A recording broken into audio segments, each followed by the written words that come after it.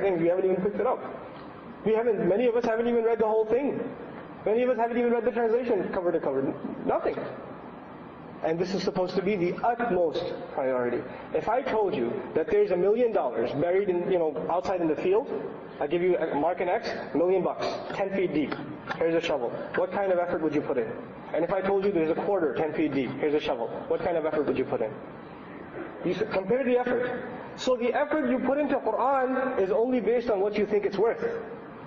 You understand that? Your effort is only based on what you think it's worth. So if you're not giving it much time, that's how much it's worth to you. That's what matters to you. If it's not the greatest treasure to you, it doesn't require that digging. If it's just another book on the shelf, and it's just free leisure reading, right? Then that's different. So the Quran, the two elements of our attitude, you tell me, I'm not going to tell you, what is it? Because I don't want couch potato lectures. Beyond criticism and highest priority. Highest priority. Okay? So this was the second part of the internal prerequisites. The third prerequisite, perhaps the most difficult, is the resolve to change according to the Book of Allah. The resolve to change according to Allah's book. Here you have three categories of people. Category one, may Allah make us from them, are people that when they take the correct attitude with Kitabullah, when they have the correct intention with Kitabullah, and they start studying it, they start studying this amazing book, they find that it's asking for a direction. It's asking you to take a certain course in your life. And when you analyze your life is going this way, the Quran is going that way. There's a gap between your life and the Book of Allah. The category one are people who say, no matter what, I am going to give up the rest of my life closing this gap. Maybe I'll never get there, but I'm going to give up the rest of my life closing this gap. Whatever it takes. These are the people, the first thing they lose is what? What do you think? Huh? Family love, friends, affiliations. Everyone they love, everyone that they relied on, their whole clique, everyone that was their shelter now becomes they're the same people who abandoned them.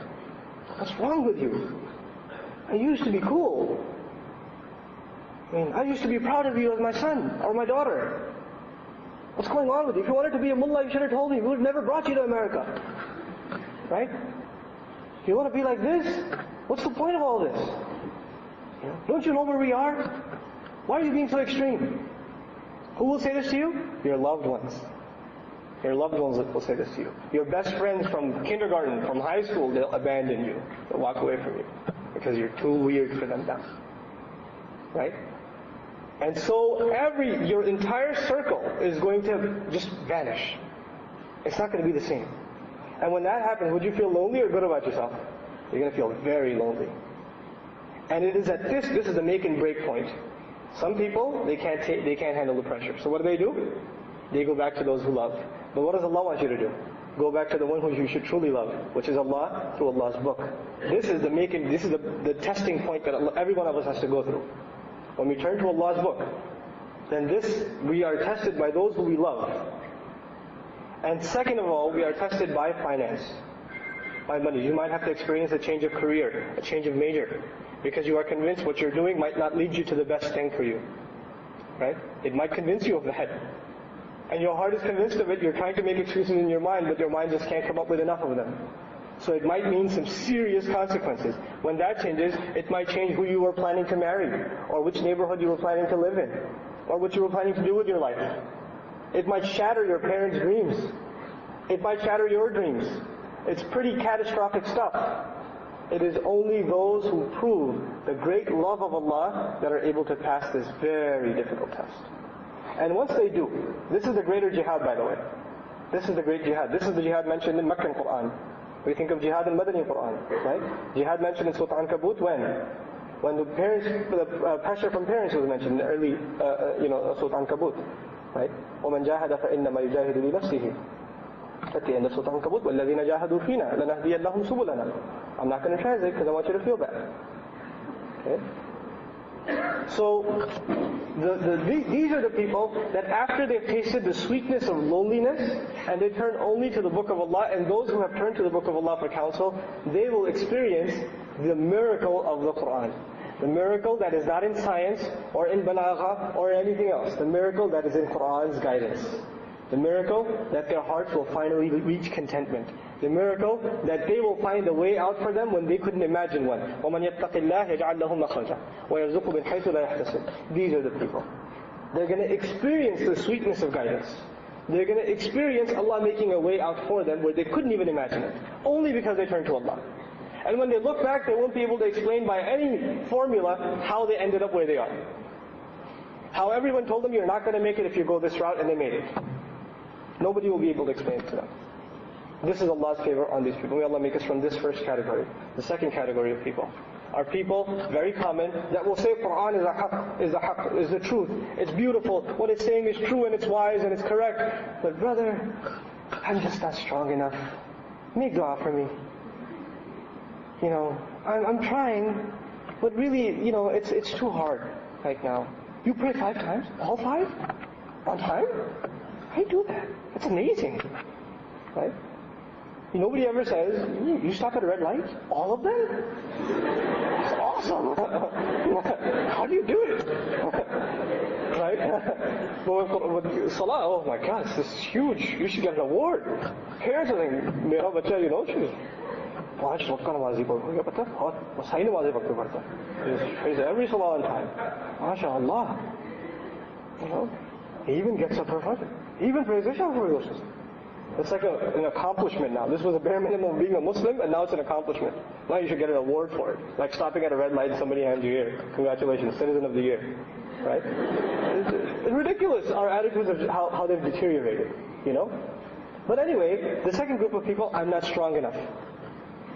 Inshallah soon. I'm growing internally. And these are the people who are not knowingly actually making a lie against Allah. لا يكلف الله نفسا إلا وسعها.